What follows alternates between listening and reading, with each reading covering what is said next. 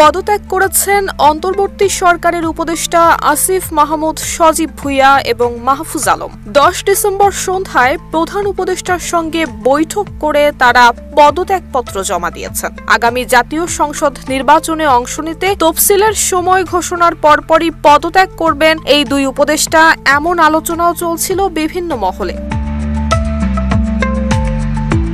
11 December জাতীয় সংসদ নির্বাচনের তফসিল ঘোষণার সিদ্ধান্ত এলে আরও জোরালো হয় দুই উপদেষ্টার পদত্যাগের গুঞ্জন। এরপর বেলা 3:30টার দিকে নির্বাচনে অংশগ্রহণ এবং পদত্যাগের বিষয়ে সচিবালয়ে সংবাদ সম্মেলনে আসেন স্থানীয় সরকার মন্ত্রণালয়ের উপদেষ্টা আসিফ মাহমুদ।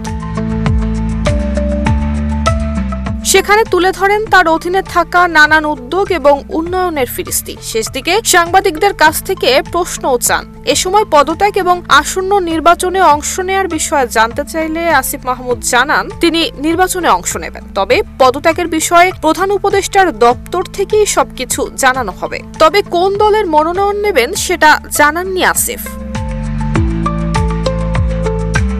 নুসরাত জাহান মেহেক, ঢাকা পোস্ট।